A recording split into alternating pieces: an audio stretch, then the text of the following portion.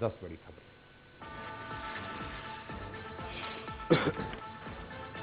मध्य प्रदेश के रतलाम, झाबुआ और देवास उपचुनाव के लिए कल होगा मतदान। वोटर्स प्रत्याशियों की किस्मत ईवीएम में करेंगे कैद। बीजेपी कांग्रेस के लिए साख और संजीवनी का है चुनाव। रायपुर में बाल अधिकार सम्मेलन सप्ताह का समापन। इंडोर स्टेडियम में हुआ कार्यक्रम। सीएम रमन भी हुए शामिल। यूनिसेफ इंडिया की एम्बेसडर करीना कपूर ने की कार्यक्रम में शिरकत। व्यवसायिक परीक्षा मंडल मामले में आरोप में घिरे राज्यपाल रामनरेश यादव की सुप्रीम कोर्ट ने बढ़ाई मुश्किल। केंद्र और राज्य सरकार को नोटिस जारी कर 3 हफ्ते में मांगा जवाब। पूछा क्यों नहीं की जा सकती कार्रवाई। ग्वालियर में ट्रेन से पार हुआ अकोला के बीजेपी सांसद संजय धोत्रे का बैग। नांदेड़ एक्सप्रेस के एसी कोच से हुई चोरी। यात्री सुरक्षा पर फिर उठे सवाल। आरोपियों के न पकड़े जाने और प्रोटेक्शन एक्ट न लागू करने के विरोध में आज भी हड़ताल पर रहे मध्य प्रदेश के वकील। अदालतों में ठप रहा कामकाज।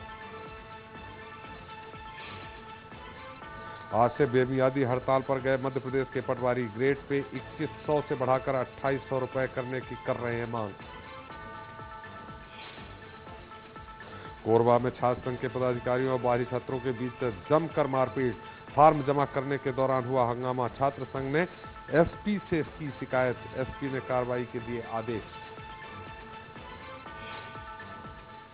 बिस्सा में ट्रक ने 2 लोगों को कुचला। एक की मौत। गुस्साई भीड़ ने ट्रक में लगाई आग। पुलिस ने किया लाठीचार्ज।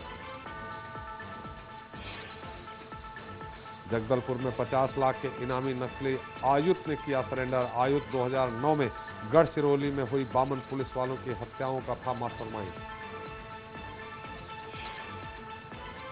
और पंचतत्व में विलीन हुआ मध्य प्रदेश का वीर सपूत। रीवा के रोली गांव में हुआ रघुनाथ द्विवेदी का अंतिम संस्कार। असम मुठभेड़ में हुए थे शहीद।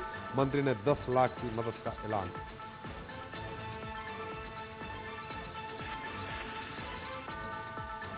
इस कार्यक्रम के प्रायोजक हैं sons and sons jewellers Raipur और CX सिटी भोपाल।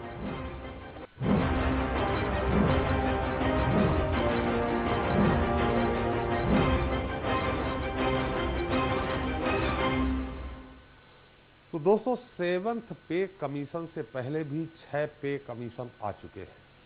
आपको बड़ी हैरानी होगी कि पहले पे कमीशन ने कर्मचारियों की मूल वेतन में महज 35 रुपए तय किया था।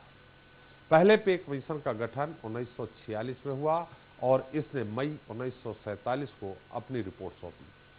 दूसरा कमीशन अगस्त 1957 में गठित हुआ, जिसने मई 1959 में रिपोर्ट दी।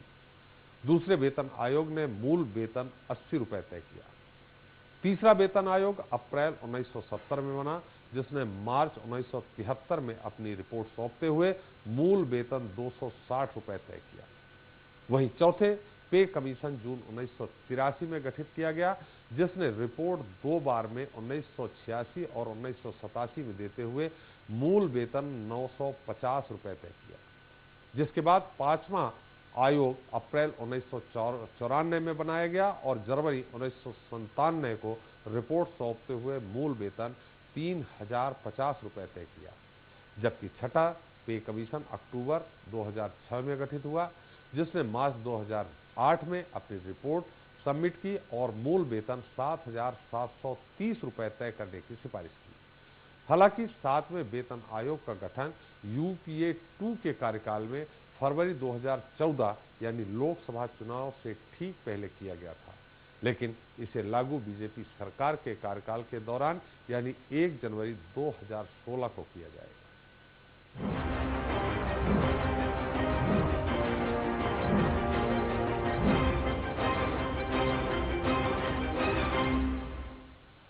तो दोस्तों, देश की जनता को अच्छे दिनों का सपना दिखाकर सत्ता पर काबिज हुई सरकार ने अपने कर्मचारियों को त्योहार के ठीक बाद 7वें वेतन आयोग के जरिए बम्पर तोहफा देने जा रही है, जिसका सीधा सीधा लाभ 48 लाख केंद्रीय कर्मचारियों और 52 लाख पेंशनधारियों को मिलेगा। आयोग ने केंद्रीय कर्मियों के वेतन, भत्ते और पेंशन मिलाकर कुल 23.55% की वृद्धि और हर साल 3% के इंक्रीमेंट की सिफारिश के साथ ही कई और सुविधाओं की सिफारिश की है। हालांकि केंद्रीय कर्मियों और पेंशन भोगियों को यह तोहफा 7वें वेतन आयोग की सिफारिशें लागू होने के बाद 1 जनवरी 2016 से ही मिल पाएगा, जिससे केंद्र सरकार पर 1.2 लाख करोड़ का अतिरिक्त बोझ भी बढ़ेगा। बावजूद इसके सरकार के साथ एक्सपर्ट्स को उम्मीद है कि इससे अर्थव्यवस्था की रौनक लौटने के साथ साथ आर्थिक विकास की रफ्तार भी बढ़ेगी। केंद्रीय मुलाजिम मालामाल, प्रदेश के कर्मचारियों के हिस्से का इंतजार। जी हां, दीपावली के त्योहार के तकरीबन हफ्ते भर बाद केंद्र ने कर्मचारियों को 7वें वेतन आयोग का बेशकीमती तोहफा देते हुए उनकी बल्ले बल्ले कर दी है। ए.के. माथुर की अध्यक्षता वाले इस आयोग ने गुरुवार को अपनी रिपोर्ट वित्त मंत्री अरुण जेटली को सौंपी, जिसमें केंद्रीय कर्मचारियों के वेतन और भत्तों में कुल 23.55% बढ़ोतरी की सिफारिश की गई है, जिसमें मूल वेतन में न्यूनतम 3 गुना यानी 16%, भत्तों में 63% और पेंशन में 24% वृद्धि की अनुशंसा की गई है, जिसे 1 जनवरी 2016 से अमल में लाया जाएगा, जिसके बाद सरकारी मुलाजमों का न्यूनतम वेतन 18,000 और पेंशन 9,000 रुपए हो जाएगी। फिलहाल केंद्रीय कर्मचारियों की न्यूनतम पेंशन 3500 रुपए है। वेतन आयोग की सिफारिश लागू होने पर केंद्र सरकार का कुल पेंशन व्यय 1,76,000 करोड़ रुपए होगा, जो अनुमानित 1,42,000 करोड़ रुपए से करीब 33,700 करोड़ रुपए ज्यादा है। यानी 48 लाख कर्मचारियों और 52 लाख पेंशनर समेत केंद्र के कुल करोड़ों कर्मचारियों पर अब धन वर्षा होना तय है। सिफारिशों की फेहरिस्त। वेतन में 23.55% बढ़ोतरी की सिफारिश, बेसिक सैलरी में 16, पेंशन में 24, भत्तों में 63% बढ़ोतरी की सिफारिश की गई है। हर साल 3% का इंक्रीमेंट, ग्रेड पे को खत्म किया गया, 18,000 न्यूनतम और 2.5 लाख अधिकतम वेतन तय। सभी भत्तों में बदलाव की सिफारिश, 52 भत्ते समाप्त, 36 का आपस में विलय। पूर्ण पेंशन की 33 साल की सेवा शर्त खत्म करने की सिफारिश, कार्य प्रदर्शन के आधार पर भी तय होगा वेतन। एक पद पर एक पेंशन की सिफारिश, सैन्य सेवा में भी वेतन वृद्धि की सिफारिश, समूह बीमा का दायरा 50 लाख रुपए किया गया, ग्रेच्युइटी की सीमा 10 लाख से बढ़ाकर 20 लाख कर दी गई है। बिना ब्याज कर्मचारियों को कर्ज नहीं, ड्यूटी के दौरान जान गंवाने वाले केंद्रीय सशस्त्र पुलिस बल के जवानों को भी मिलेगा शहीद का दर्जा। 28,000 करोड़ रेलवे बजट पर, 74,000 करोड़ केंद्रीय बजट पर खर्च होंगे। उम्मीद जताई जा रही है कि 7वां वेतनमान लागू होने के बाद देश की इकोनॉमी में बूम आने के साथ ही आर्थिक विकास की रफ्तार बढ़ेगी, क्योंकि छठे वेतन आयोग की सिफारिशें लागू होने से साल 2008 की मंदी से भारतीय अर्थव्यवस्था को महफूज रखने में काफी मदद मिली थी। इसी तरह इसके लागू होने से ओपन मार्केट में करीब 50 से 60,000 करोड़ रुपए आएंगे। बाजार में कार, बाइक और कंज्यूमर ड्यूरेबल्स की मांग बढ़ेगी, जिसमें से 10% पैसा कंपनियों के रास्ते सरकार को मिलेगा। साथ ही 25 से 30% पैसा टैक्स और पीएफ मद में सरकार के पास जाएगा। हालांकि सरकार पर 1.02 लाख करोड़ रुपए का अतिरिक्त भार भी पड़ेगा।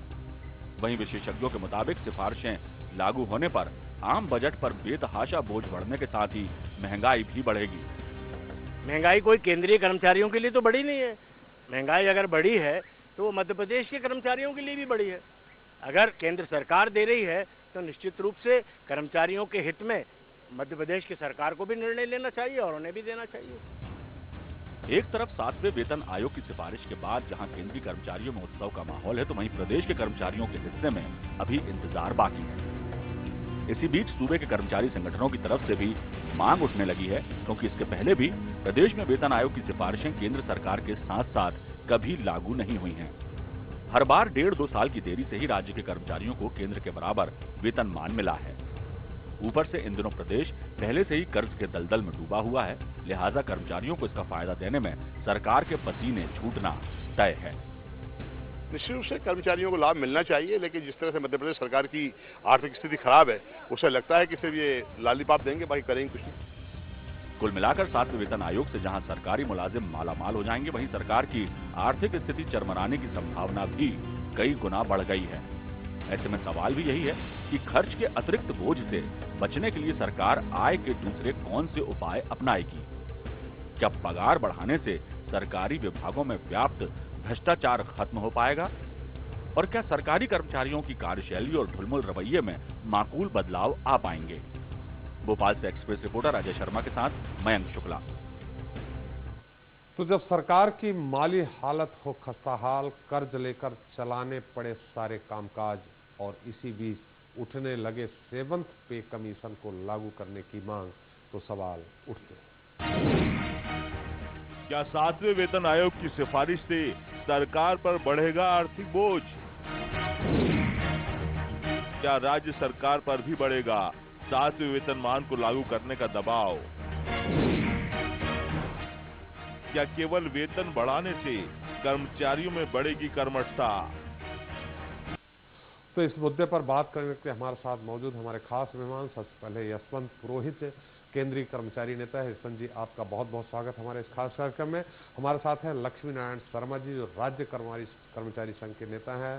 शर्मा जी, आपका बहुत बहुत स्वागत है। हमारे साथ है संतोष अग्रवाल, आर्थिक विशेषज्ञ, आर्थिक जानकार। संतोष जी, आपका बहुत स्वागत है। और हमारे साथ हैं वरिष्ठ पत्रकार, विशेष टिप्पणी के राघवेंद्र सिंह जी। राघवेंद्र जी, आपका बहुत बहुत स्वागत है। सबसे पहले संतोष जी, आपके पास ही, जैसा कि उम्मीद की जा रही है, लोगों को लग रहा है 7वां वेतन आयोग लागू करने के बाद बाजार में 50 से 60 हजार करोड़ आएंगे, क्या लगता है? जी, सही बताया आपने। 1 करोड़ से ऊपर लोगों को लाभान्वित करेगा ये बजट। ये जो बढ़ोतरी हो रही है वेतन आयोग के द्वारा, मैं समझता हूँ कि ये बहुत स्वागत योग्य कदम है। और जो चर्चा लोगों में, जो ये डर है केंद्र सरकार को जो घाटे का नुकसान होगा, जो इसके अंदर महंगाई की वजह से, ये सरकार की ये सैलरी बढ़ने से, मैं समझता हूँ कि बहुत ज़्यादा असर नहीं होगा। और केंद्र के पास ऐसे काफ़ी तरीके हैं जिसकी तरह से वो उस घाटे को पूरा कर सकते हैं। और मैं समझता हूँ कि अगर इसमें सभी पार्टियों ने सहयोग दिया, जो सरकार की डिसइन्वेस्टमेंट, विनिवेश की पॉलिसी है, अगर वो कार्यान्वित होती है तो काफ़ी कुछ पैसा सरकार वहाँ से उगा सकती है। तो केंद्र सरकार के लिए मैं नहीं समझता हूँ कि ये बोझ हो सकता है। और बाजार के लिए क्या? बाजार के लिए तो मैं समझता हूँ बहुत स्वागत योग है। इस वक्त जो कुछ मंदी का दौर चल रहा है, काफ़ी कुछ उसमें एक सकारात्मक पहल होगी और उसमें पैसा बाजार में आने के सभी, मैं समझता हूँ कि उद्योग हो चाहे व्यापार हो, उसके अंदर रौनक आ जाएगी। और मैं समझता हूँ कि उसका फ़ायदा केंद्र सरकार को और राज्य सरकार को भी मिलेगा, क्योंकि उनका हिस्सा जो है टैक्स के रूप में जो वसूल होगा। और जो इकॉनमी का जो एक जो चक्र, मैं समझता हूँ कि जो कि स्लो डाउन हो गया है, इकॉनमी कुछ स्लो डाउन हो गई है, आज रियल एस्टेट में हो, चाहे इलेक्ट्रॉनिक्स में हो, या किसी भी क्षेत्र में आप देखें, तो मैं समझता हूँ कि सभी तरह से एक माहौल सुधार के रूप में, और आज हम उम्मीद के साथ देख रहे हैं कि अगर ये क्रियान्वित होता है और भत्ता मिलता है लोगों को, तो ये पैसा इकॉनमी के अंदर भी आएगा। और मैं समझता हूँ कि जो सवाल आपका उठा है कि क्या केंद्र सरकार इस घाटे को भी पूर्ति कर पाएगी, तो मैं समझता हूँ कि ज़रूर इस सरकार कदम ऐसे उठाएगी, खासतौर पे विनिवेश की पॉलिसी या दूसरे तरीक़ों से वो अपना घाटा पूरा कर सकते हैं। हाँ, ये बात ज़रूर है कि राज्य सरकार को भी कदम उठाना पड़ेगा अपना भत्ता बढ़ाने के लिए। और राज्य सरकार कहाँ से पूर्ति करेगी, उस पर एक प्रश्न चिन्ह बना है, क्योंकि राज्य सरकारें अपना जो संसाधन हैं वो जुटाने के लिए मैंने पिछले सालों में देखा है कि बहुत कमज़ोर रही हैं। लेकिन राज्य शासन को भी अपना खुद का राजस्व बढ़ाने के लिए कोशिश करनी पड़ेगी, जिससे कि वो अपने कर्मचारियों का भी भत्ता बढ़ा सकें। तो मैं समझता हूँ कि बहुत ज़रूरी है राज्य सरकार को भी बढ़ाना। और जो केंद्र सरकार ने कहा है, जो बढ़ाया है भत्ता, मैं उसका स्वागत करता हूँ। और हम समझते हैं कि उद्योग और व्यापार के लिए ये एक बहुत बड़ी अच्छी बात है। जी अग्रवाल साहब, हम आपके पास फिर आएंगे और जानेंगे कि किस तरह से 50-60 हजार करोड़ रुपए बाजार में आएंगे। हम अपने दोनों कर्मचारी, केंद्रीय कर्मचारी के नेता जो पुरोहित जी हैं और राज्य कर्मचारी संघ के नेता शर्मा जी, उनके पास बाद में चलेंगे। लेकिन एक संक्षिप्त टिप्पणी राघवेंद्र जी, आप जो भी फैसला लेने जा रहे हैं साथ में, अब वो कितना संतुष्ट हैं हमारे दोनों राज्य कर्मचारी संघ और केंद्रीय कर्मचारी संघ के नेता, वो उनके पास हम बाद में चलेंगे। राघवेंद्र जी, क्या लगता है आपको, इस 7वां पे कमीशन लागू करने के बाद केंद्र लागू करेगी, फिर राज्य पे किस तरह से दबाव पड़ेगा और राज्य में क्या स्थिति होगी? देखिए, हम लोग बातचीत में दरअसल ये कहते हैं कर्मचारियों के मामले में या अधिकारियों के मामले में कि ये कर्मचारी और अधिकारी सरकारी दामाद हैं। एक जुमला आमतौर से जनता में चलता है जी, ठीक है, आप वेतन भत्ते बढ़ा दीजिए, महंगाई भत्ता दे दीजिए या 7th पे कमीशन को लागू कर दीजिए। मेरा 100% मानना है जी, कि इस पूरे मामले में केंद्र के कुछ कर्मचारी संगठन और राज्य के कर्मचारी संगठन संतुष्ट नहीं होंगे। जी, उसकी वजह है क्योंकि जो उनकी ज़रूरतें हैं, जाहिर है कि उसके हिसाब से ये चीज़ें कमी होंगी जी, और कमी लगेंगी। जी, ये एक पक्ष हो गया जी, और इस पूरे मामले में हम कर्मचारी संगठनों के साथ हैं। जी, लेकिन दूसरी बात है कि ये कर्मचारी संगठन आखिर देश में है ना, जी, हमारे देश के बाहर तो नहीं है।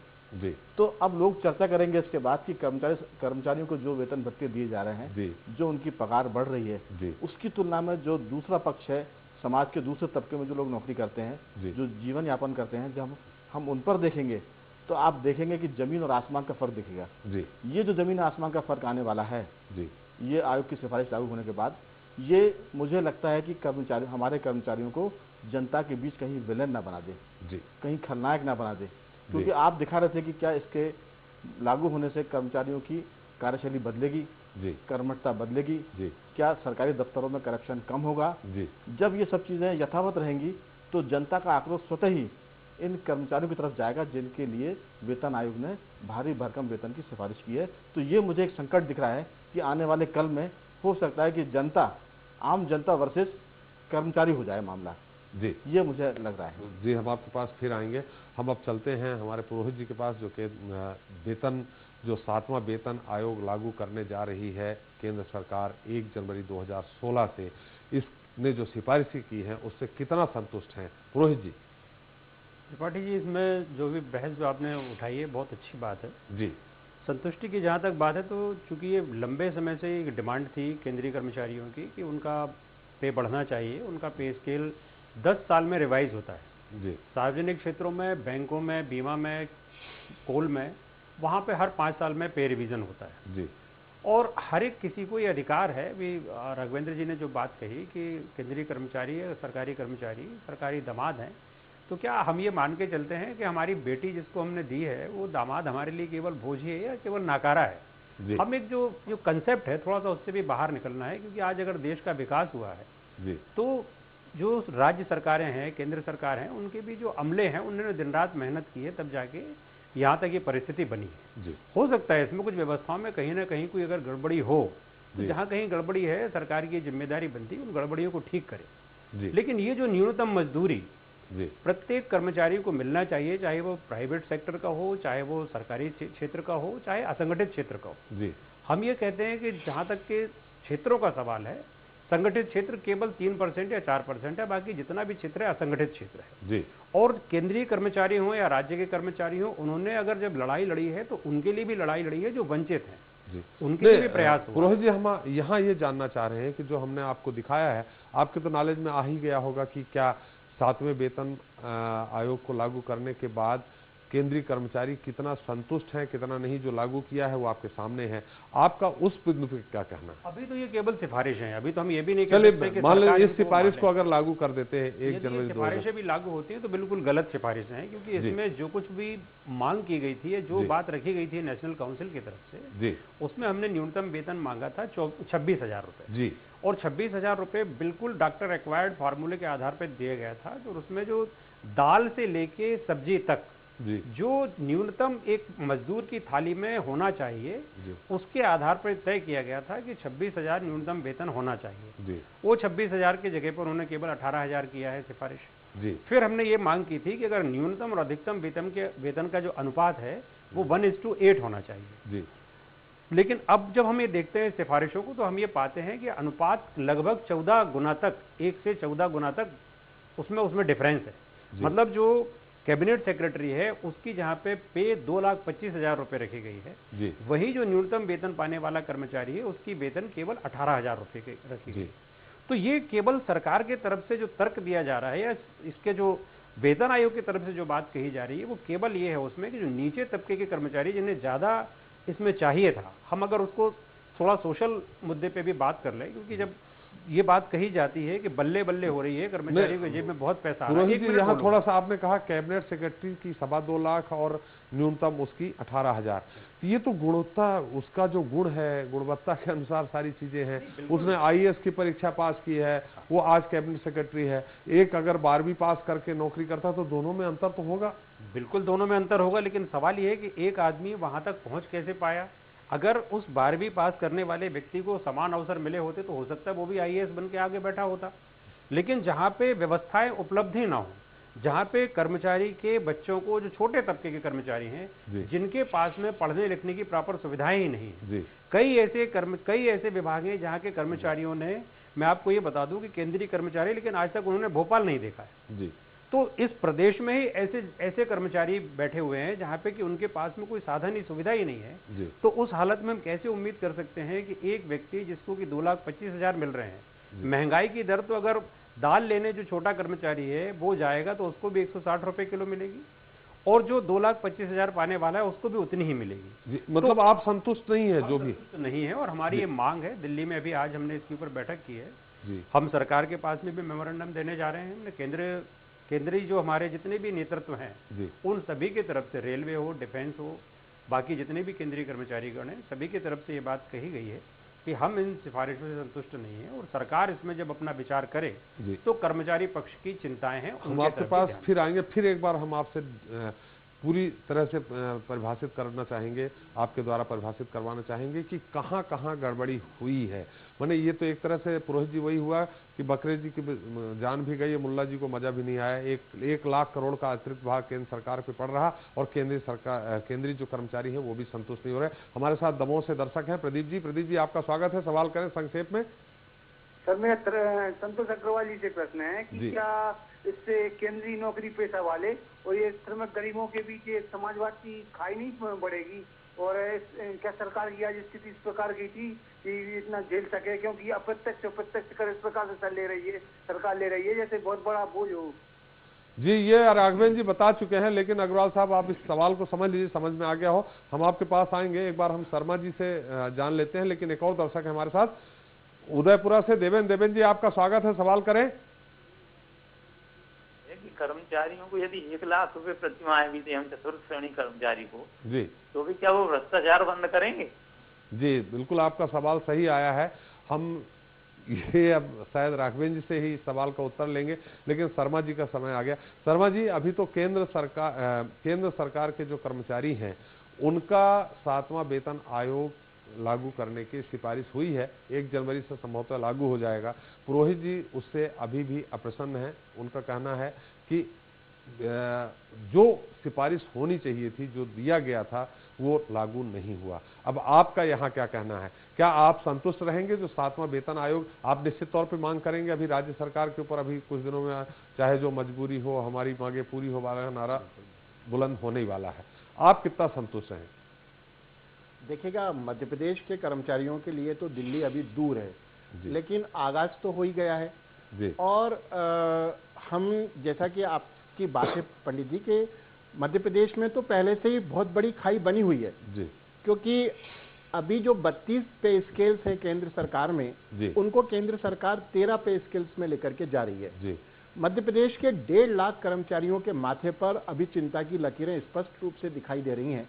उसका कारण यह है कि केंद्र सरकार में 2800 के ग्रेड पे के बाद में सीधे 4200 का ग्रेड पे है जी। छत्तीसगढ़ राज्य हो या अन्य राज्य हो, उन्होंने भी अपने कर्मचारियों को 2800 और 4200 के ग्रेड पे में ही रखा हुआ है जी। लेकिन मध्य प्रदेश का अपना एक अजीब सा मिजाज है यहाँ की सरकार का कि यहाँ पर 5000 8000 का जो वेतनमान था पुराना, सरकार बने चाहे बीजेपी की रही हो चाहे कांग्रेस की, नहीं, दोनों का मिजाज एक जैसा। नहीं, अभी तो जो वर्तमान सरकार है उसमें हम बात करें कि यहाँ पर 5000 8000 के कर्मचारियों को 3200 का ग्रेड पे दिया गया है, और 5500 9000 के जो कर्मचारी हैं उनको 3600 का ग्रेड पे दिया गया है जी। इनके सामने सबसे बड़ा संकट यह है कि इनको जब नया वेतनमान 7वां आएगा तो इनको 2800 ग्रेड पे के जो ग्रुप में लेकर के जाएंगे या 4200 के ग्रुप में लेकर के जाएंगे, अभी तो यही तय नहीं हुआ जी। दूसरी बात यह है कि मध्य प्रदेश में पहले अपने खुद के वेतन आयोग हुआ करते थे, चाहे ताराचंद वेतन आयोग हो, फकीरचंद वेतन आयोग हो, पांडे वेतन आयोग हो, चौधरी वेतन आयोग हो, इवन ये बोरा वेतनमान हो। यहां तक जो वेतन आयोग थे वो मध्य प्रदेश के परिप्रेक्ष्य में अध्ययन करते थे, मध्य प्रदेश के लोगों को शामिल करते थे और उसके बाद में फिर कर्मचारियों को वेतनमान मिलता था। क्योंकि वेतनमान 10 साल में मिलता है तो कर्मचारियों को एक बहुत बड़ा आधार होता है, क्योंकि इसके बाद अब आने वाले 10 वर्षों में हमारी कोई वृद्धि नहीं होगी। तो सभी चाहते हैं कि कोई बड़ी चीज मिले, लेकिन मध्य प्रदेश में 5वां वेतनमान, 6ठा वेतनमान, इवन चौथा वेतनमान, ये तीनों वेतनमान ऐसे हुए जहां पर सरकार ने कोई नया वेतन आयोग का गठन नहीं किया, बल्कि केंद्र सरकार का जो वेतन आयोग आया उसको जस का तस लागू करने की बात मध्य प्रदेश में की गई। तो अगर केंद्र सरकार का वेतनमान जस का तस लागू होता है तो जो आपके यहाँ आयोग गठित होते थे उनसे तो बेहतर है ये शायद।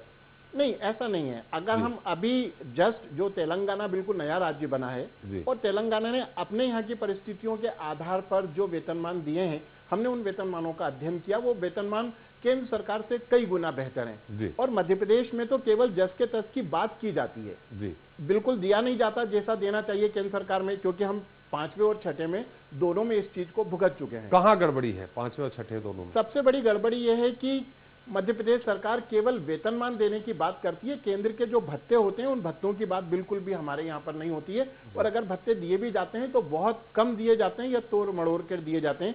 अगर हम अभी 7वें वेतनमान में देखें तो वेतन में तो जो वृद्धि दर्शाई जा रही है वो केवल 16% दर्शाई जा रही है, और भत्तों में जो वृद्धि दर्शाई जा रही है वो 63% की दर्शाई जा रही है। तब जाकर के हम ये कह सकते हैं कि हमको 23% का लाभ होगा। लेकिन मध्य प्रदेश के लिए तो मुझे लगता है कि ये 16% का लाभ भी अगर सीधे सीधे मिल जाए तो बहुत बड़ी बात है, क्योंकि जब वेतन आयोग की चर्चा चलती थी तो इसके पहले माननीय वित्त मंत्री जी ने, जब पहले तो ये था कि साहब 30% का फायदा होगा, फिर ये हुआ कि 20% का फायदा होगा, रिपोर्ट आते आते वो 15% हो गया। लेकिन मध्य प्रदेश में ये बात कही जाती है कि मध्य प्रदेश के कर्मचारियों को 10 से 12% का फायदा मिलेगा। इसका मतलब है कि 6वें वेतन आयोग में आपको जो आपने कहा कि भत्ता सैलरी में मिला, भत्ता कितना मिला? जो 63% की बात कर रहे हैं आप केंद्र में, तो 6वें वेतन आयोग में कितने प्रतिशत हुआ था, क्या मिला या नहीं मिला? देखिएगा, जैसे एलटीसी की सुविधा जो केंद्र सरकार में मध्य प्रदेश के कर्मचारियों को प्राप्त नहीं हुई, जो केंद्र सरकार में शिक्षा भत्ता मिलता है मध्य प्रदेश के कर्मचारियों को नहीं मिला, केंद्र सरकार में जो वाहन भत्ता मिलता है मध्य प्रदेश के कर्मचारियों को नहीं मिला, केंद्र सरकार के द्वारा जो 25 से 30% तक का आपका मकान भाड़ा भत्ता दिया जाता है मध्य प्रदेश में नहीं मिला। मध्य प्रदेश में 10% दिया जा रहा था, वो भी पुराने वेतनमान पर दिया जा रहा था। फिर जब हम लोगों ने मांग करी और अग्रवाल वेतन आयोग मिला तो उसके बाद में अभी सरकार ने नए वेतन में 10% हमको दिया हुआ है। तो ये सारी चीजें अगर देखी जाएं तो एक बहुत बड़ा नुकसान मध्य प्रदेश के कर्मचारियों को झेलना पड़ता है, जबकि हमारे ऊपर यह आरोप लगता है, सारे लोग बोलते हैं कि साहब आप तो केंद्र के समान वेतनमान ले रहे हो, पर वास्तविकता यह है कि ना हमको केंद्र का मिलता ना हमको राज्य का मिलता है, हम बीच में झुंझुना बने रहते हैं और उसकी वजह से खाई लगातार बढ़ती चली जा रही है। शर्मा जी, एक छोटा सवाल है, जो केंद्र के कर्मचारी जितने घंटे काम करते हैं क्या राज्य के कर्मचारी करते हैं? देखिएगा, काम के घंटों का जहां तक सवाल है तो मध्य प्रदेश के कर्मचारियों पर लगातार दबाव बढ़ता चला जा रहा है, क्योंकि पिछले 10-12 वर्षों से मध्य प्रदेश की सरकार ने किसी भी प्रकार की भर्तियां नहीं करी है और लगातार नई नई योजनाएं लेकर के आ रहे हैं। हम तो कह रहे हैं कि मध्य प्रदेश में कर्मचारियों की स्थिति ये हो गई है कि यहाँ पर काम का कोई घंटा ही नहीं है। अगर आप सुबह जाकर के बैठते हैं, अगर आपने काम खत्म नहीं किया तो आपको छुट्टी के दिन भी जाना पड़ेगा, देर रात भी बैठना पड़ेगा। इसलिए काम के घंटे की जहां तक बात है तो उस पर मध्य प्रदेश के सारे कर्मचारी संगठन सरकार को लिखित में सहमति दे चुके हैं कि जो केंद्र सरकार के कर्मचारियों का टाइमिंग है वो टाइमिंग आप हमारे ऊपर कर दीजिए। बल्कि टाइमिंग का सवाल ही नहीं उठता, क्योंकि अब तो नया ट्रेंड आ चुका है, आप हमको काम बताइए, हम आपको पूरा काम करके देने के लिए तैयार हैं। चलिए शर्मा जी, हम आपके पास फिर आएंगे। निश्चित तौर पे जस का तस लागू नहीं हुआ है, मानते हैं, लेकिन शर्मा जी ये भी आपको मानना पड़ेगा कि अगर केंद्र का कर्मचारी है तो उसका ट्रांसफर बम्बई, दिल्ली से लेके बड़े शहरों में भी होता है, तो वहाँ हाउस रेंट जो है वो अलग ही मिलेगा। वो 20 किलोमीटर दूर अगर स्कूटर से जाता है नौकरी करने तो उसका पेट्रोल का खर्च कितना होता है। आपके राज्य में, आपका मध्य प्रदेश के दायरे में सीमित है, आप भी जानते हैं 2-4-5 किलोमीटर के डिस्टेंस पे ही ऑफिस होगा। लेकिन इस मुद्दे पर हम बाद में आएंगे। अग्रवाल साहब, आपसे एक हमारे दर्शक ने सवाल किया था, उस सवाल का हम उत्तर चाहेंगे।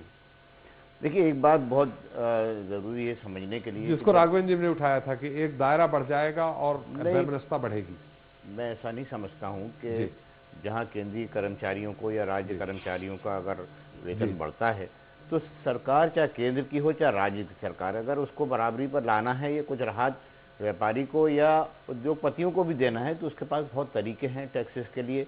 आज जो इनकम टैक्स सैलरी पीपल लोगों के ऊपर लग रहा है या जो कॉर्पोरेट सेक्टर पर लग रहा है या दूसरे इंडिविजुअल लोगों के ऊपर लग रहा है, तो डिस्पैरिटी दूर करने के लिए उनमें राहत दी जा सकती है उन लोगों के लिए। और मैं नहीं समझता कि ये लागू होने से बहुत ज़्यादा महंगाई बढ़ने वाली है या बहुत खाई बढ़ने वाली है। लेकिन 1 लाख करोड़ आएंगे कहाँ से?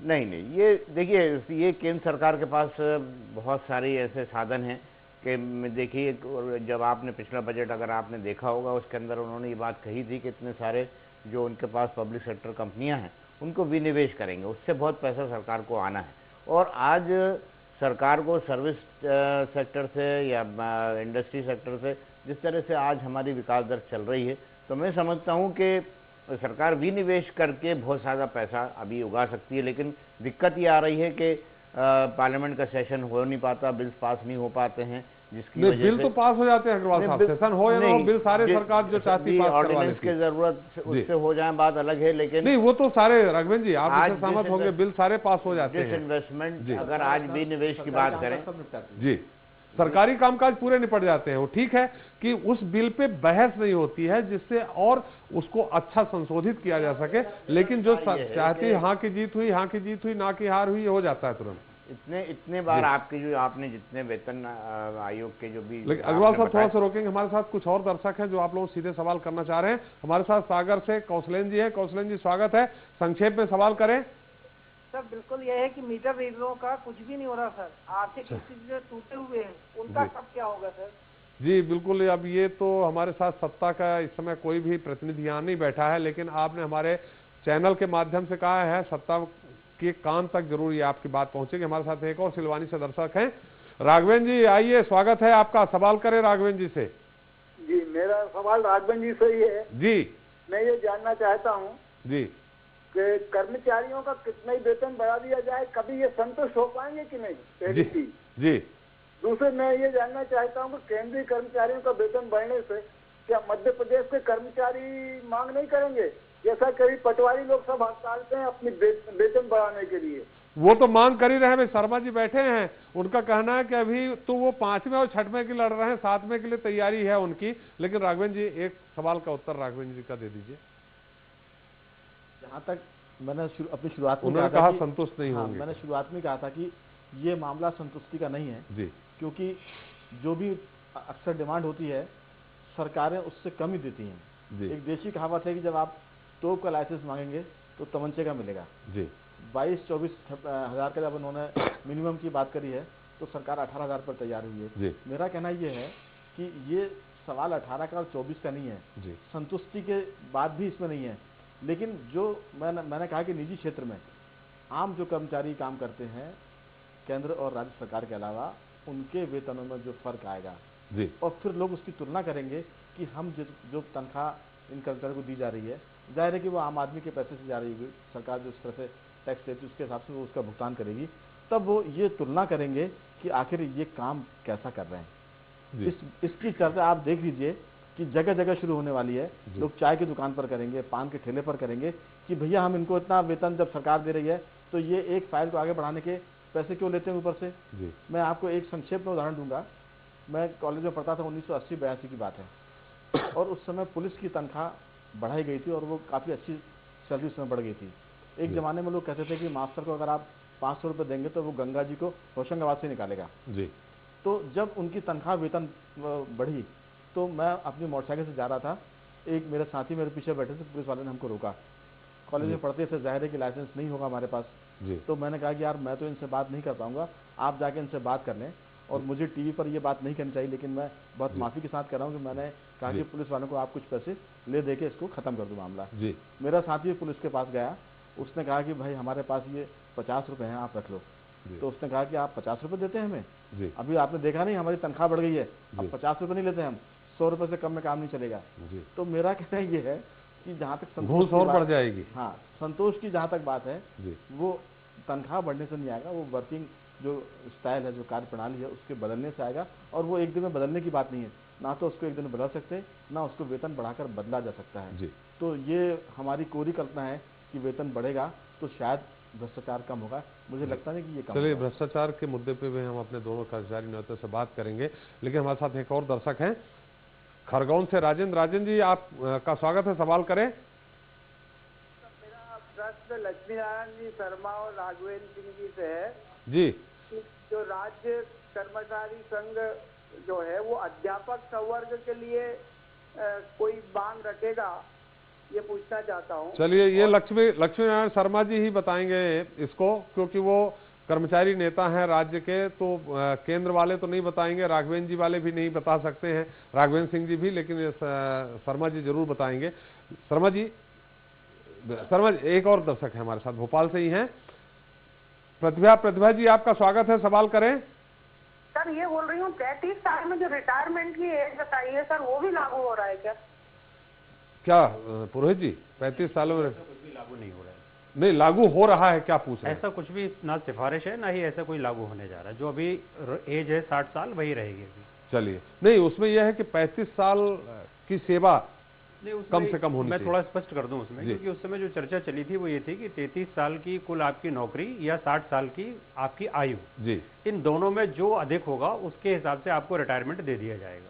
इसको लेके कर्मचारियों में, अधिकारियों में बहुत ज्यादा एक भ्रम का वातावरण था जी। लेकिन अभी पे कमीशन की रिपोर्ट में ऐसा कुछ भी उसमें उल्लेख नहीं किया गया है जी। इस वजह से भी जो यथास्थिति है वो रहेगी। जी बिल्कुल सही, आपने, धन्यवाद आपका, हमारे प्रतिभा जी का उत्तर दिया।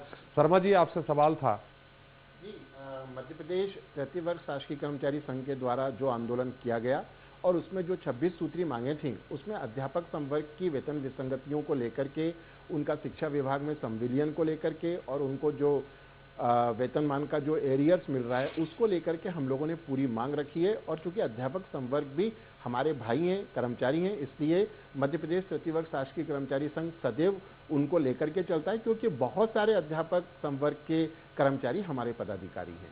जी शर्मा जी, आपने उत्तर दिया। तो एक बार अग्रवाल साहब का उत्तर पूरा नहीं हुआ था। अग्रवाल साहब, थोड़ा सा संक्षेप में दर्शक ये जानना चाहेंगे कि किस तरह से ये पैसा आएगा 50-60 हजार करोड़ रुपए मार्केट में, और जो वृद्धि होगी वो किस तरह होगी? मैंने आपको बताया कि ये इकोनॉमी के अंदर आपने इतने वेतन आयोग का जिक्र किया, आप बताइए कि इन वेतन आयोग को इम्प्लीमेंट करने के लिए आपने जो सिफारिशें जो भी सरकार ने इम्प्लीमेंट करी तो उसमें कितनी खाई बढ़ी और कितना नुकसान सरकार को या दूसरे लोगों को हुआ। मैं नहीं समझता कि इससे आज आप देखिए कि व्यापारी वर्ग हो चाहे वो उद्योगपति हो, इन सबको लाभान्वित इनडायरेक्टली होना है। और मैं समझता हूँ कि इससे एम्प्लॉयमेंट जनरेशन और बढ़ना है। अगर ये सिफारिशें मंजूर होती हैं तो एम्प्लॉयमेंट भी बढ़ेगा, ट्रेड भी बढ़ेगा, व्यापार बढ़ेगा, सरकार की आमदनी बढ़ेगी। और सबसे बड़ी चीज़ जो मैंने आपको बताई है कि आज सरकार कोशिश कर रही है कि किस तरीके से इन्वेस्टमेंट हिंदुस्तान के अंदर आए, बड़े डिसइन्वेस्टमेंट हो। तो सरकार के पास, केंद्र सरकार के पास तो बहुत सारे साधन हैं जिससे कि वो इस जो घाटा है, जो भी नुकसान सरकार को जो होना है, उसकी पूर्ति कर सकती है। और ऐसा कुछ नहीं लगता मुझे कि किसी वर्ग को ऐसा लगेगा कि खाई बढ़ रही है उसमें। मुझे तो आज तक पिछले भी जो वेतन आयोग लागू हुए उसमें कोई खाई बहुत ज़्यादा बढ़ती हुई नज़र नहीं आई है। लेकिन मैं समझता हूँ कि इससे जो प्राइवेट सेक्टर है, जो दूसरे लोगों के एम्प्लॉयज़ हैं, उनकी भी वेतन में भी फ़र्क आएगा, उनको भी और नए जॉब्स भी क्रिएट होंगे। तो ये एक अच्छा सिग्नल है, एक अच्छी बात है। वेतन आयोग ने जो सिफारिशें की हैं, अब ये बात अलग है कि व्यापारी संगठन इससे कितने सहमत होते हैं नहीं होते हैं, लेकिन मेरा ऐसा सोचना है कि व्यापार की दृष्टि से, उद्योग की दृष्टि से, सरकार की दृष्टि से भी ये लागू होना बहुत ज़रूरी है और अच्छा है। और ये इकोनॉमी के अंदर एक सुधार की जो प्रक्रिया हम सोचते हैं कि जब तक आप नहीं बढ़ाएंगे, आज दूसरे देशों में आप देखिए कि मध्य प्रदेश सरकार का क्या होगा अग्रवाल साहब, जहां आर्थिक स्थिति जो है, लक्ष्मी नारायण शर्मा जी आपके साथ बैठे हुए हैं, वो बिल्कुल तैयार हैं। जनवरी हमें पूछ लेते हैं कब आंदोलन करने वाले हैं आपसे। और मुझे बड़ी तकलीफ होती है कि जब मैं देखता हूँ कि सरकार के पास संसाधन जुटाने के लिए राज्य सरकार के पास बहुत ज़्यादा नहीं है, बहुत ज़्यादा कोशिशें पिछली सरकार ने भी नहीं करी हैं और आज भी सरकार आज भी मतलब आप देखिए केंद्र सरकार के भरोसे बैठे हुए हैं मदद के लिए। या आप देखिए कि अगर राज्य शासन के पास खुद के इतने ऐसे संसाधन उन्होंने क्रिएट नहीं किए हैं, आज खुद की इंडस्ट्रीज इतनी नहीं है कि आज वो चाहें कि कहीं से पैसा ले सकें,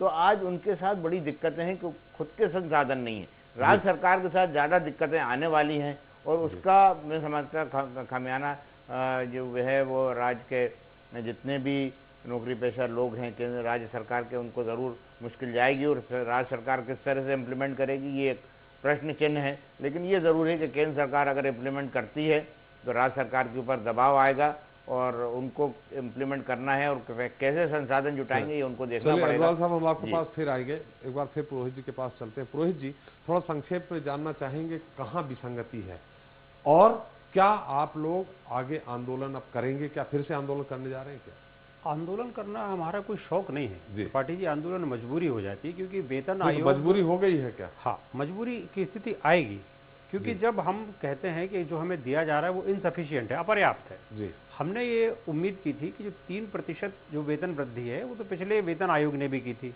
जी। इन्होंने इसमें कुछ तो बढ़ाया ही नहीं है, 3% आज भी है जी। बहुत सारे भत्ते खत्म कर दिए। हम ये नहीं कह रहे कि हमें आप महंगाई भत्ता दीजिए, ये करिए, हम तो कहते हैं महंगाई खत्म कर दीजिए ना। महंगाई खत्म करने के लिए अगर आपके पास महंगाई व्यवस्था है, ऐसा थोड़ी सरकार के पास है कोई जादू की छड़ी घुमाया महंगाई खत्म। कर्मचारी भी आम जनता का ही हिस्सा है, आम वर्ग का ही हिस्सा है। उसका परिवार भी, अगर एक सरकारी कर्मचारी कहीं किसी सरकार में काम करता है तो चाहे वो एनडीए की सरकार हो, चाहे यूपीयू की हो, चाहे बीजेपी की हो, चाहे कांग्रेस की हो, उसका काम देश के लिए काम करने का है। ये ठीक है कि इससे अपना अनुभव हो सकता है, उसमें कुछ लोगों को इस बात से तकलीफ होती है कि भाई ठीक है भ्रष्टाचार नहीं होना चाहिए। कोई भी कर्मचारी भ्रष्टाचार का समर्थन नहीं करेगा जी।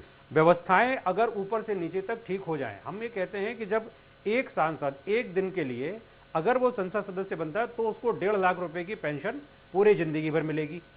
लेकिन अगर एक कर्मचारी ग्रुप डी का साथी है, अगर वो 30 साल भी काम करेगा तो भी उसको 10,000 रुपए पेंशन भी नहीं मिल पाएगी। लेकिन तो भी उसके साथ में समस्या आएगी। सांसद इस देश में कितने हैं और कर्मचारी कितने हैं? देखिए, जनप्रतिनिधि होने के नाते उनका एक प्रतिनिधित्व सीमित रखा गया। मैं तुलना नहीं कर रहा हूँ, मैं केवल उस बात को उठा रहा हूँ कि वो भी समाज का हिस्सा है। अगर हम केवल ये बना लें कि साहब उनको पैसा मिलने से खाई बन जाएगी तो फिर जिस किसी को भी मिलेगा केवल यही बात आएगी कि वो लोगों का पैसा हड़प रहा है। ये हड़प नहीं रहा, वो भी देश के लिए काम कर रहे हैं, वो भी देश के विकास के लिए लगे हुए हैं। अगर नीतियां कुछ इस तरह की बन जाएं कि जहां पे कर्मचारी को अपना जो जायज अधिकार है, चाहे वो प्राइवेट क्षेत्र, अभी अधिकार नहीं मिला, अभी जो व्यवस्थाएं जिस तरह से चाहिए, क्योंकि अगर एक परिवार को अपना, एक व्यक्ति को और अपना परिवार चलाना है और उसके पास में आय का कोई जरिया नहीं जी। वो उसके पास में जितने सीमित संसाधन हैं, थोड़ी देर पहले आपने जो कहा था कि एक व्यक्ति जिसने की परीक्षा पास करके वो कलेक्टर बना, वो आईएएस बना, आईआरएस बना, बहुत अच्छी बात है। लेकिन जिन बच्चों में जिनके पास में ये सुविधाएं नहीं पहुंच पाई, क्या उनके पास में प्रतिभाएं कम है क्या?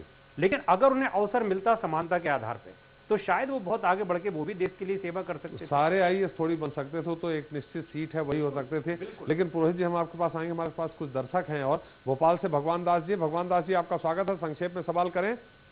हाँ भाई, ये हम मध्य प्रदेश में भी लाखों दैनिक वेतन भोगी है, क्या उनका उद्धार होगा? क्या उनका वेतन बढ़ेगा? चलिए, वो शर्मा जी बताएंगे। शर्मा जी, हम आपके पास आएंगे। हमारे साथ सागर से एक और दर्शक हैं, अहिरवार साहब, आपका स्वागत है इस खास कार्यक्रम में, संक्षेप में सवाल करें। लगता है अहिरवार साहब से संपर्क नहीं हो। हमारे साथ एक और दर्शक हैं भोपाल से, महन जी, आपका स्वागत है, सवाल करें। हाँ जी, मेरा सवाल सर अभी हेलो जी। हाँ, मेरा सवाल ये था कि जहाँ तक बात आती है कि केंद्रीय कर्मचारियों के समान जो है कार्य करने के लिए राज्य कर्मचारी सक्षम नहीं है क्या? चलिए, ये राघवेंद्र जी से उत्तर जरूर लेंगे कि सक्षम है या नहीं, सक्षम है या नहीं, ये तो राघवेंद्र जी बताएंगे। लेकिन पुरोहित जी, आप अपनी बात पूरी करें, थोड़ा संक्षेप में जानना चाहेंगे। साथ में ही जानना चाहेंगे कि जो आज जो मैसेज गया है कल शाम से आम जनता के बीच में, वो यही मैसेज गया है कि केंद्रीय कर्मचारियों की, आपने कहा बल्ले बल्ले नहीं, आपके अनुसार बल्ले बल्ले, लोग यही मान रहे हैं कि बल्ले हो गई, मैंने अच्छा खासा बढ़ गया, ठीक है। दूसरा, साथ में ये कि ये तनख्वाह बढ़ने के बाद, जैसा राघवेंद्र जी ने सवाल उठाया कि भ्रष्टाचार, अब तो सुविधा पहले से ज्यादा मिली, तो क्या भ्रष्टाचार कम होगा? आप भी आए दिन केंद्रीय कर्मचारियों को भी कभी सीबीआई, कभी अन्य जांच एजेंसी रोज पकड़ती रहती है। बिल्कुल सही कहा आपने, और राघवेंद्र जी ने भी जो प्रश्न उठाया था बिल्कुल वाजिब प्रश्न है, क्योंकि जो केंद्र के कर्मचारी हैं या राज्य के कर्मचारी व्यवस्था के अंग हैं, उन्हें अपने आप में निष्पक्ष, ईमानदार और कर्तव्यनिष्ठ होना चाहिए, इसमें कोई दो राय नहीं। अगर कहीं इस तरह की चीजें होती हैं, उसके खिलाफ कार्रवाई होती है। मैं मूलतः इनकम टैक्स डिपार्टमेंट से आता हूं। हम लोग अपने तौर पे तमाम तरह से ये प्रयास करते हैं कि जहां कहीं भी समाज में अगर कोई इस तरह के कर अपवंचक हैं, उनके ऊपर कार्रवाई की जाए। अब कई बार ऐसी भी परिस्थिति आती है कि हमारे अपने विभाग के ही बहुत सारे अधिकारी कर्मचारी ऐसे जिनके ऊपर भी छापे पड़ते हैं, जो भ्रष्टाचार में लिप्त पाए जाते हैं। कभी हम उस चीज का समर्थन नहीं कर सकते, उनके खिलाफ निश्चित रूप से कार्रवाई होनी चाहिए। पर ये फिर मैं मूल प्रश्न पे आता हूं कि जो व्यवस्थाएं हैं, व्यवस्थाएं हम कुछ इस तरह से तैयार करें कि ये सारी चीजें, क्योंकि ये केवल एक हाथ से ताली बजती नहीं है, दोनों तरफ से व्यवस्था होती है।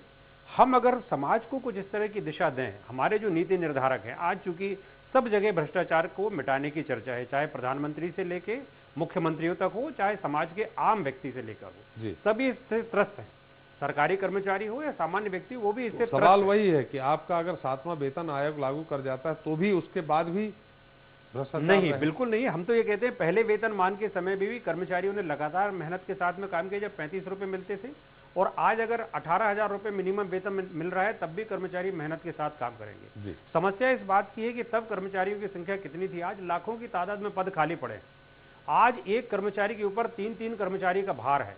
किस तरह से वो काम कर रहा है। मई दिवस के ऊपर हम लोग नारा लगाते हैं कि 8 घंटे काम होना चाहिए। आज परिस्थिति ये है कि 20-20 घंटे, 15-15 घंटे भी काम करने के बाद कैसे जाके वो अपने परिवार से मिल पाए, कैसे जाके अपने जिम्मेदारियों को पूरा कर पाए। ऑफिसों में अभी भी देख लीजिए, अभी भी लाइटें जल रही हैं, अभी भी लोग काम कर रहे हैं। तो यहाँ तो यहाँ तो अपन जो सरकारी उसमें जाते हैं तो 5 बजे का, 5:30 का अवकाश का समय, तो 4:30 बजे कुर्सी खाली हो जाती है। राघवेंद्र जी, जी सारे कर्मचारी हैं, क्योंकि हम लोग भी। अच्छा राघवेंद्र, थोड़ा सा रोकेंगे। एक हमारे साथ भोपाल से एक अंतिम दर्शक हैं, संजय जी, आपका स्वागत है। सवाल करें संक्षेप में। मेरा ये सवाल है सर कि सेंटर के कर्मचारी जो है दिन भर में 20 फाइल लिखते हैं और स्टेट का कर्मचारी दिन भर में 4 फाइल लिखता है। अब बताइए ऐसे में कैसे इनको वेतन दिया जाए। आप केंद्रीय कर्मचारी हैं क्या? मैं स्टेट का हूँ। मैं चलिए, तो आप खुद ही बता रहे हैं। शर्मा जी आपकी तरफ से ही बोल रहे हैं, हम शर्मा जी के पास जाएंगे बाद में। जी राघव जी, मेरा आपकी तरफ से एक सवाल ये था कि क्या कर्मचारियों का जो वेतन आपने मांग की है या जो सरकार दे रही है, केंद्र सरकार, इससे भ्रष्टाचार कम होगा क्या जी, या वेतनमान कम होने से भ्रष्टाचार बढ़ता था क्या जी, ऐसा है क्या? भ्रष्टाचार के कम होने या बढ़ने में वेतन का बहुत ज्यादा योगदान हो, मैं इस बात से बहुत सहमत नहीं हूँ, क्योंकि ये नितांत रूप से एक हमारे भीतर की शुचिता और शुद्धता का सवाल है। अगर किसी के 2 लाख रुपए मिल रहे हैं तो भी वो आदमी भ्रष्ट हो सकता है, और किसी को 1 रुपए भी मिल रहा है तो वो भी आदमी ईमानदार हो सकता है। ये अपने भीतर से उठने वाली चीज है। अपन को अगर लगता बहुत सही बात कही पुरोहित जी कि हमको अगर भ्रष्टाचार नहीं करना है तो हम लाख हमको प्रलोभन दिया जाए, हम भ्रष्टाचार नहीं करेंगे। और यदि हमें भ्रष्टाचार करना है तो हमारे पास में भरा हुआ पेट है। तो सबसे ज्यादा हमने यही देखा है कि सबसे ज्यादा भ्रष्ट वही है जिनके पास में बहुत सारे संसाधन है। तो ये कोई मुद्दा नहीं होता, ये कोई बिंदु नहीं है, ये कोई कट ऑफ पॉइंट नहीं है कि किसी के पास में पैसा होगा तो भरेगा कि हम ये जानना चाहेंगे संक्षेप में वो कौन सी बिंदु है जिससे आप लोग असहमत हैं, और क्या आपके आगे की रूपरेखा क्या है केंद्रीय कर्मचारी? त्रिपाठी जी, मूल रूप से तो ये है कि जो न्यूनतम वेतन हमें चाहिए था वो न्यूनतम वेतन बहुत कम दिया गया है जी। दूसरी बात यह है कि जो कितना चाहिए था, कितना हुआ? 18,000 हुआ, 26,000। न्यूनतम वेतन हमने मांगा था 26,000 रुपए, जो सबसे छोटे दर्जे का कर्मचारी, क्योंकि आपने भी जो रिपोर्ट दिखाई उसमें जो शुरुआत की 3,050 या 7,730, 7,330 रुपए, उसमें न्यूनतम वेतन पे ही शुरुआत हम करते हैं, और उसके बाद में कैबिनेट सेक्रेटरी जो कि सबसे ऊपर की रैंक का अधिकारी होता है उसका वेतन होता है। तो हमने ये मांगा है कि सबसे पहले तो न्यूनतम वेतन जो है वो 26,000 रुपए कर दें, ताकि जो सबसे छोटा कर्मचारी है, MTS जिसको हम कहते हैं, ग्रुप C में था, वो अब अपने परिवार को प्रॉपर वे में चला सके। और हमारा ये मानना था कि जिस तरह से जो रेट लिए गए थे, जिस तरह से जो दरें, पूरा एक साइंटिफिक सिस्टम है, थोड़ा सा समय लगेगा, लेकिन उतना देर में मैं उतना मैं नहीं कहूंगा। संक्षेप में केवल इतना ही मैं ये बात कहना चाहता हूं कि ये जो सरकार के पास में सारी चीजें बिल्कुल, मतलब वेतन आयोग के सामने सारी चीजें स्पष्ट तौर पर रखी गई थी, उनके सामने इस बात की भी कही गई थी कि ये जो न्यूनतम वेतन है वो सारे फार्मूले के आधार पर है और हमारे देश के लिए ये अत्यंत आवश्यक है।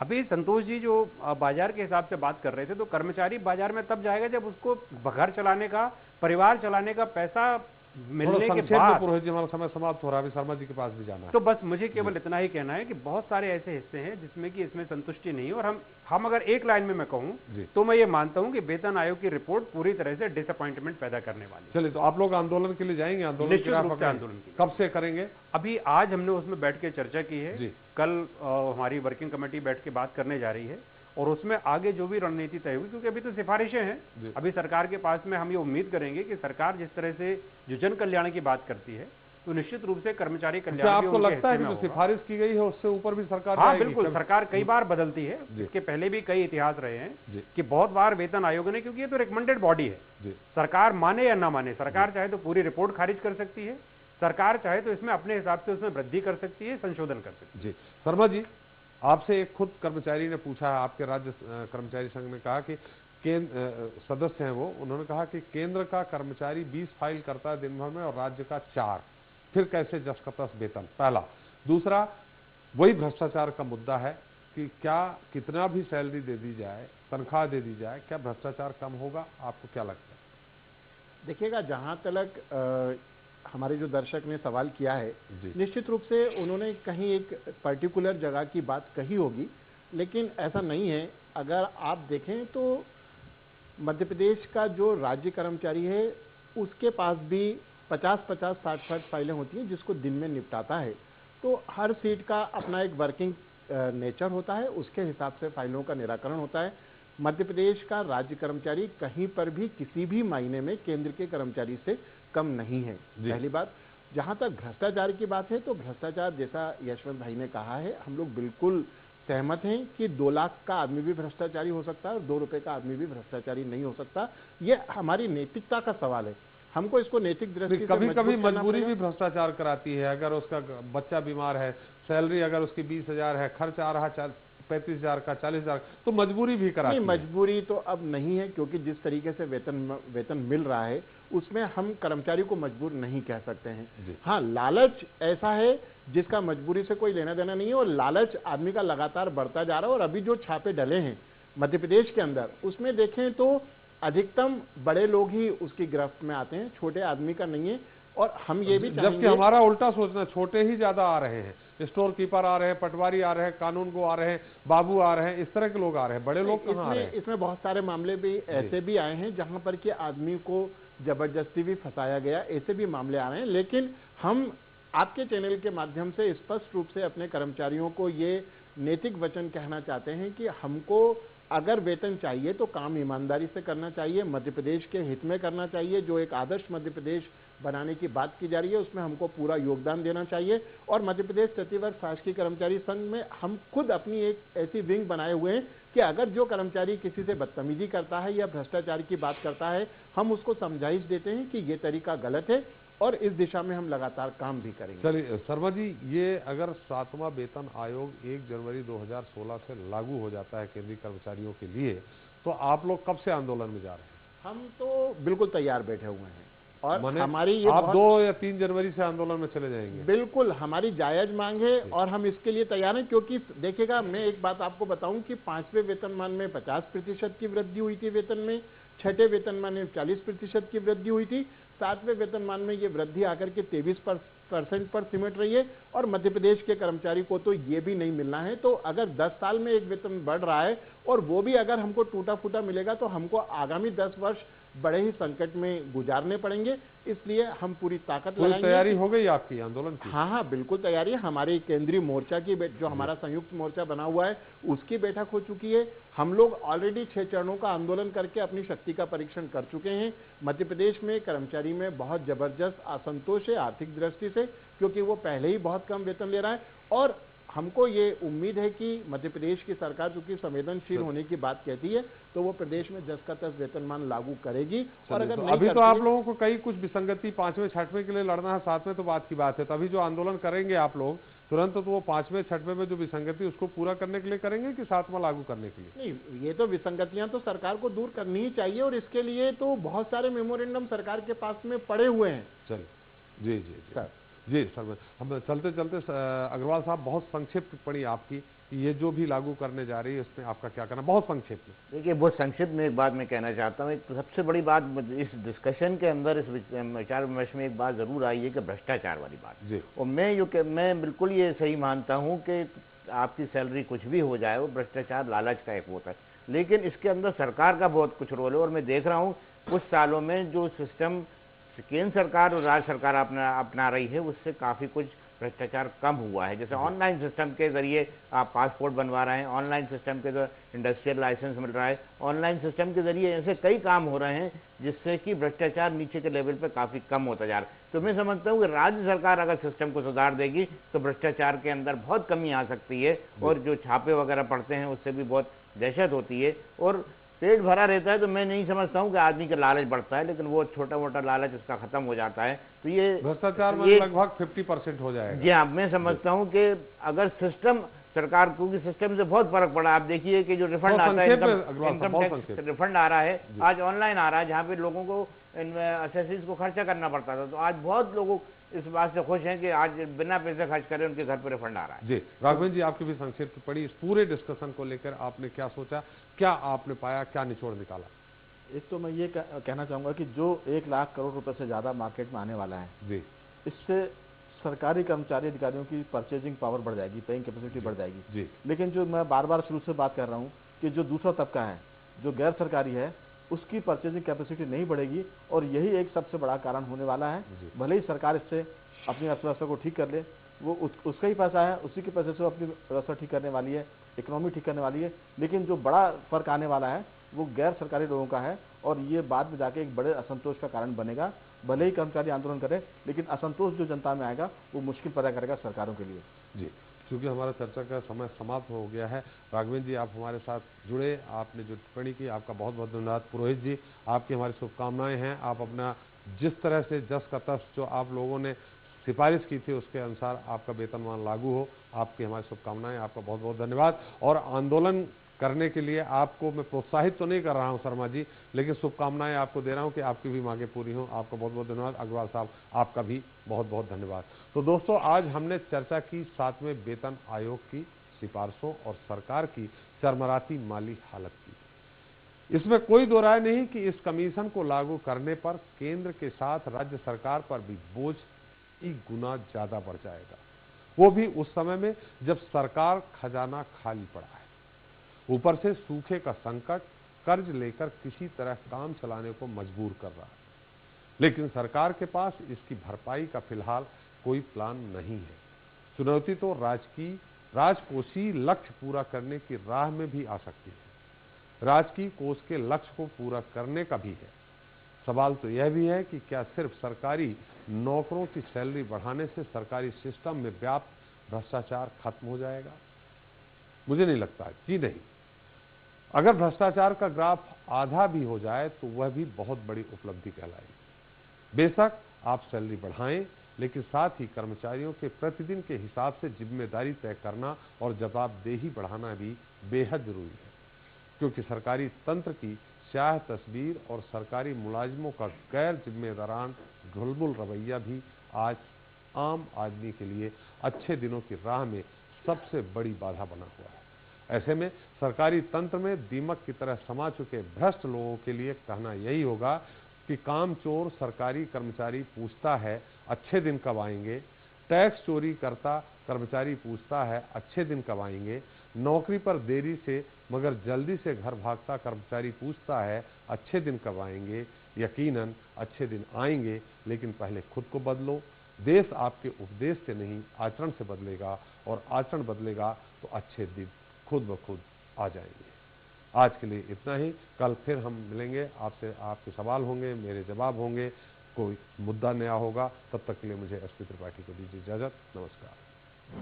इस कार्यक्रम के प्रायोजक हैं sons and sons jewellers Raipur और CF भोपाल।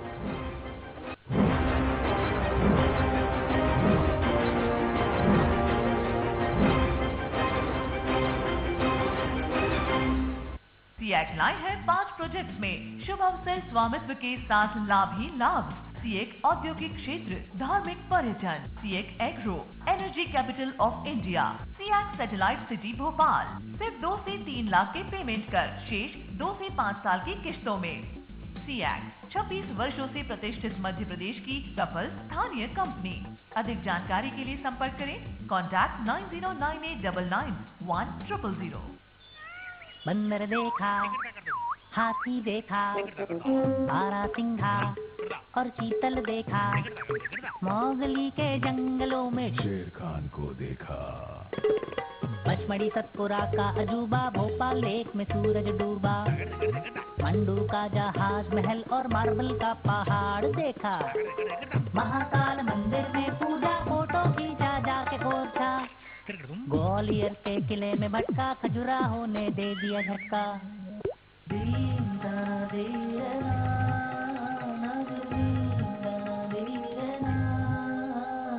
पूर्वजों को मिलने जुलने जा पहुंचा मैं भीमबेटका, ट्रेन की चुप चुप सुनते सुनते आ पहुंचा मैं सांची स्तूपा। सांची की शांति में खुद के अंदर झांक